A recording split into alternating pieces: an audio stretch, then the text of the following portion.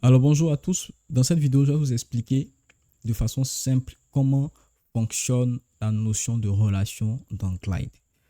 C'est une fonctionnalité ou c'est un concept qu'il faut absolument bien maîtriser, bien connaître pour pouvoir développer ces applications sans problème.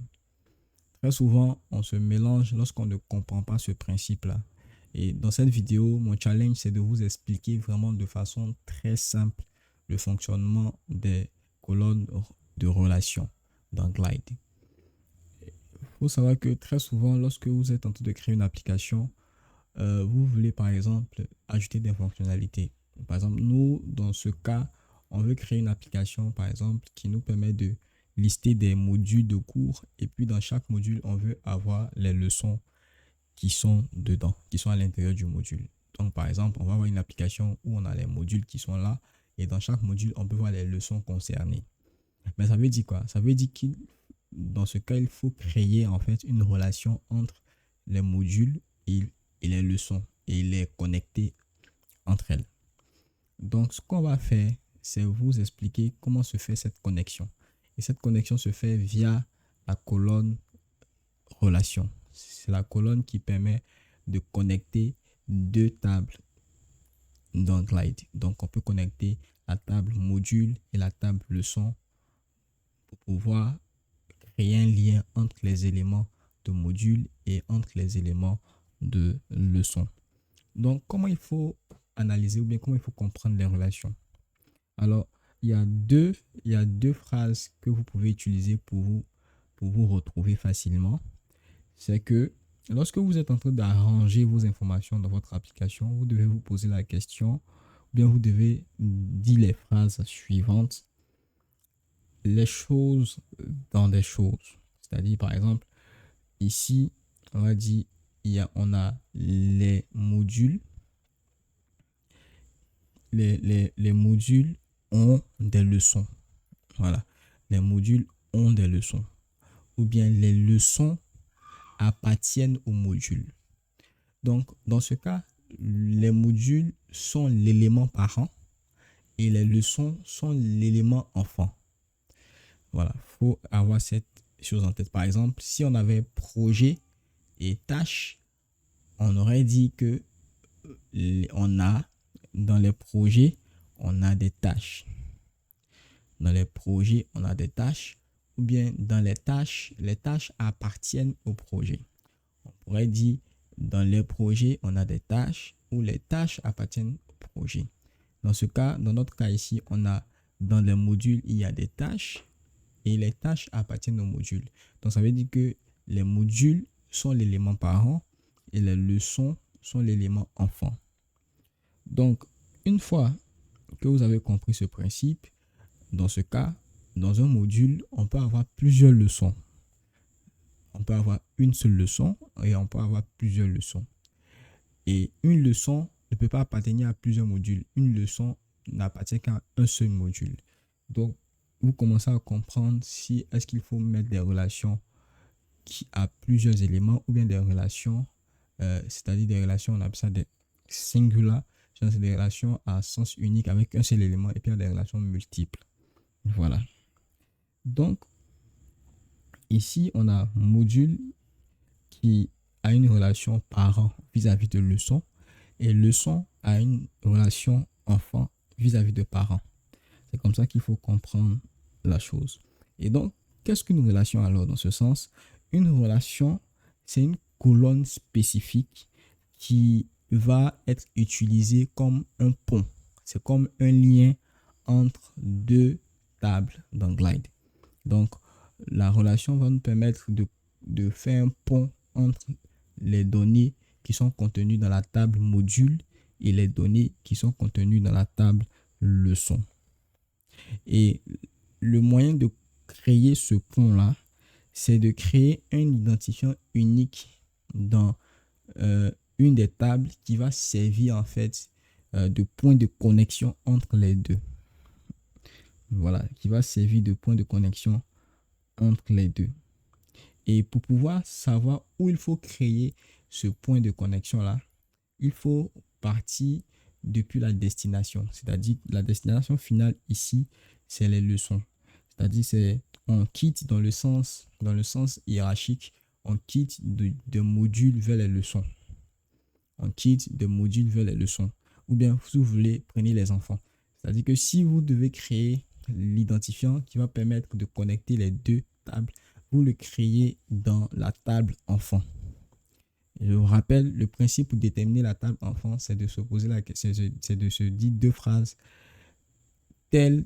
On a les modules ont des leçons, les leçons appartiennent aux modules. Si c'est une application d'un restaurant, par exemple, l'application qu'on est en train de créer dans notre formation, on a les commandes et on a les ordres, on a les éléments de commande. Donc, les commandes ont des éléments de commande et les éléments de commande appartiennent aux commandes. Vous voyez un peu. Donc, c'est un peu ça. Donc, on va créer en fait une colonne qui va nous permettre et cette colonne-là, c'est en quelque sorte, on va l'appeler module. Voilà, on va l'appeler module. Et voilà la colonne module. Et cette colonne module, on la crée dans la table leçon. Et pour pouvoir créer la relation, il faudrait qu'on ait un élément en commun dans chaque table qui va nous permettre de matcher. Donc ici, si on a les éléments de cette colonne, on n'a que module 1, module 2, module 3. Ça veut dire que dans leçon, on doit avoir des colonnes où on a module 1, module 2, module 3. Donc ici, on va prendre module 1, on va copier. On va venir ici, on va coller. Module 1, module 2, module 1. Bon, module 1, module 1, module 1. Après, on a module 2. Donc, on a module 2, module 2, module 2, module 2. Et puis, là, on peut prendre le module 3. Et puis, on va faire module 3, module 3, module 3. Donc, dès que j'ai une colonne qui a des éléments qui sont identiques à une colonne dans l'autre table ici, donc dès que j'ai une colonne dans leçon, voilà, qui a les éléments identiques à une colonne dans la table module, automatiquement je peux créer la relation. Et pour créer la relation, on crée la relation sur l'élément, sur la table parent. Donc on crée le point de contact entre les deux dans la table enfant et on vient créer la relation maintenant dans la table parent. Donc ici on vient dans module, on va cliquer sur plus, on va créer la relation, on va appeler ça relation leçon. Voilà, relation leçon. Et puis on va aller dans computed column et on va voir la colonne relation. Donc on va dire en fait que à notre élément qu'il va rechercher dans notre table. On dit related to item show the value in.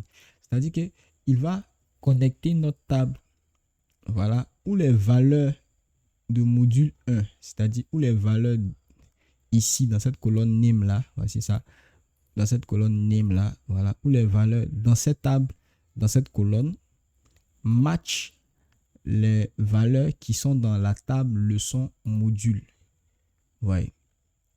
Donc, il va créer la relation là et c'est une relation multiple parce que dans chaque module, on peut avoir plusieurs leçons. Donc, on met et on sauvegarde. Automatiquement, vous voyez que la relation a été créée. Donc, automatiquement, on nous dit qu'il y a une relation qui existe où il y a leçon A qui est rattachée à module 1, on a leçon B qui est rattachée à module 1, on a leçon C qui est rattachée à module 1. Donc, ça veut dire que si on vient dans notre application ici, par exemple, on crée un composant, on va mettre card, par exemple, et ici, la source de données, on va choisir module. Donc là, on a nos différents modules. Module 1, module 2, module 3. Normalement, quand on clique dans le module 1, on veut voir les leçons qui sont dans le module 1. Donc, pour pouvoir voir les leçons qui sont dans le module 1, il faut qu'on crée une collection, une liste. Voilà. Une liste d'éléments. Et dès qu'on crée la liste, remarquez bien, automatiquement, il va aller chercher en fait la relation entre ce module et les leçons. Donc, vous voyez un peu. Donc là, je vais mettre leçon. Automatiquement, il va et puis il trouve en fait, attendez, ça,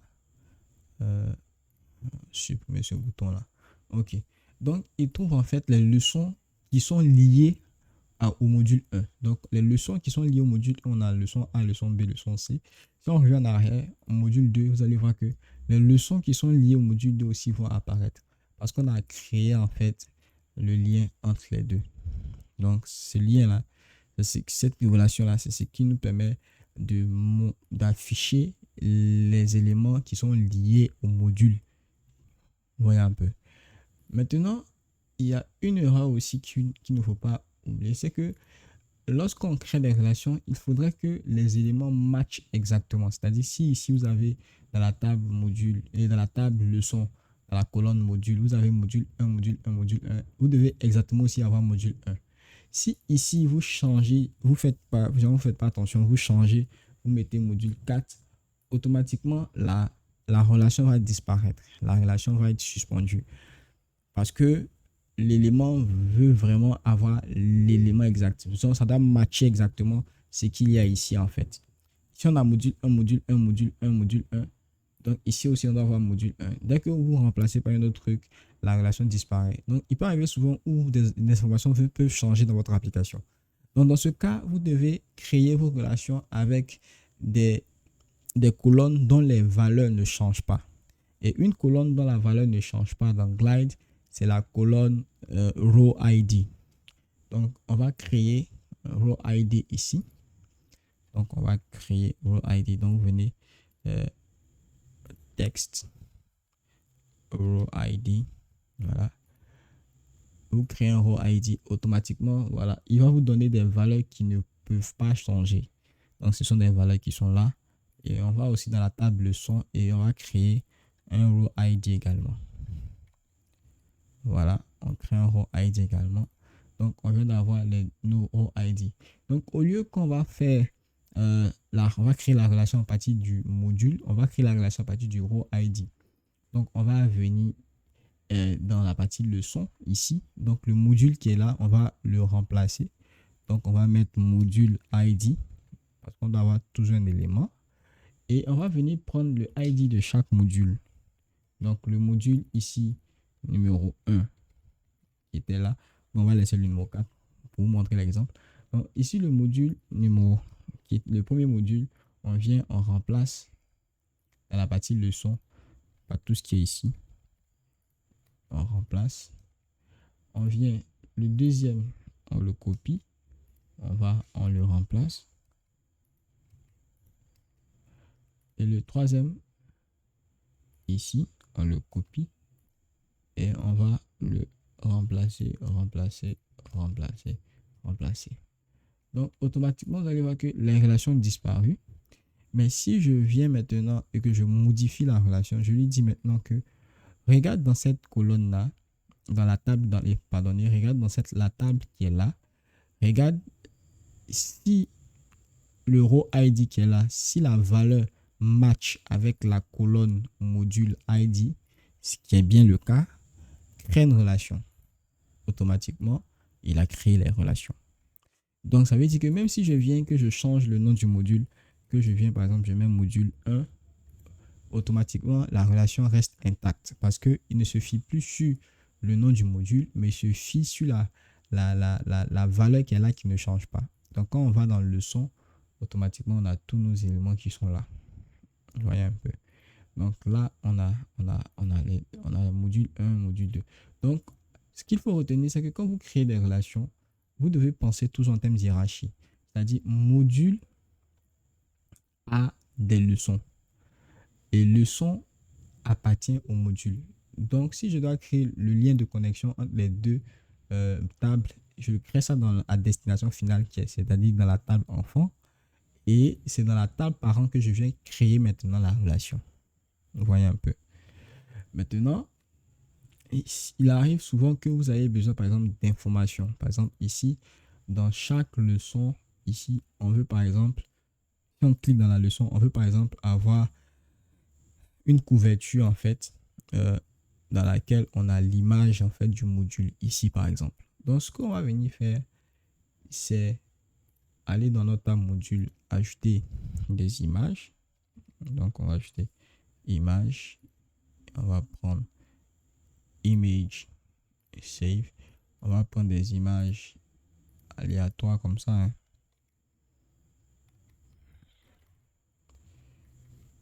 Alors, on va prendre des images comme ça.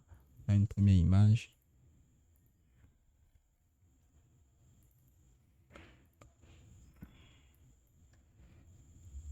Abstract. On va prendre une deuxième image comme ça. Et on va prendre une troisième image.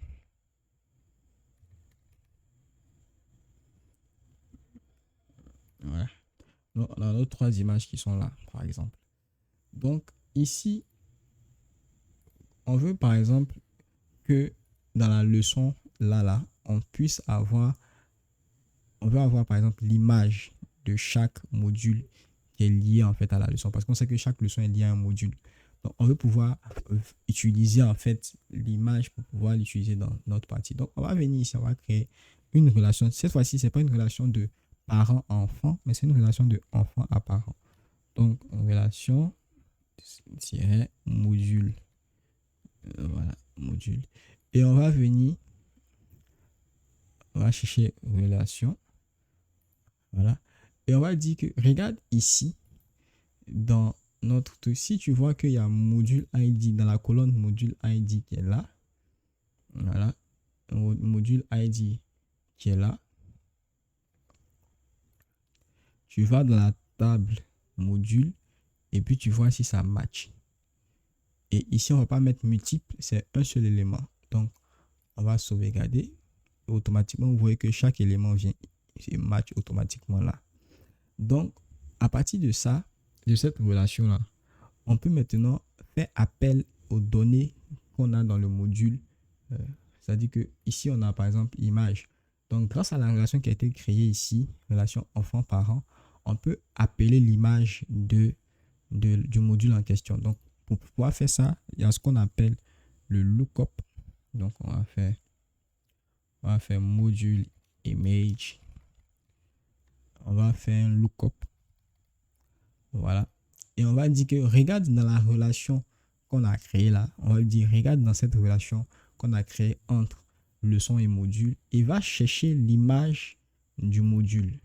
Et il va aller chercher l'image du module. Donc, l'image sera là. Et donc, si on revient dans notre application, par exemple, on veut pouvoir, par exemple, que l'image de le header image qui est là puisse venir du module image. Donc, ce sera l'image du module qui sera affichée pour chaque leçon. Donc, vu que toutes les leçons ici sont en rapport, donc c'est la même image qui va s'afficher. Mais lorsqu'on va aller dans module 2, et quand on va venir dans leçon 2, vous allez voir que c'est l'image des leçons, des modules qui sont liés aux leçons D qui va s'afficher. Donc, c'est un peu comme ça. Donc, ça, c'est vraiment une explication simple de comment les relations fonctionnent dans Glide. Donc, faites cet exercice de pratiquer. Vous pouvez prendre un autre cas pratique de projet. Vous pouvez dire, bon, lorsqu'on a affaire à une application de gestion de tâches, donc qu'est-ce qu'on a comme information? On a les projets, on a les tâches. Donc, si on a les projets et qu'on a les tâches, donc ça veut dire que les projets ont des tâches et les tâches appartiennent au projet. Donc, vous pouvez commencer à tester ce truc qu'on vient de faire là pour voir si vous avez bien compris la notion de relation entre deux tables dans Glide. Donc, merci d'être resté jusqu'à la fin de cette vidéo et puis on se donne rendez-vous dans une prochaine vidéo.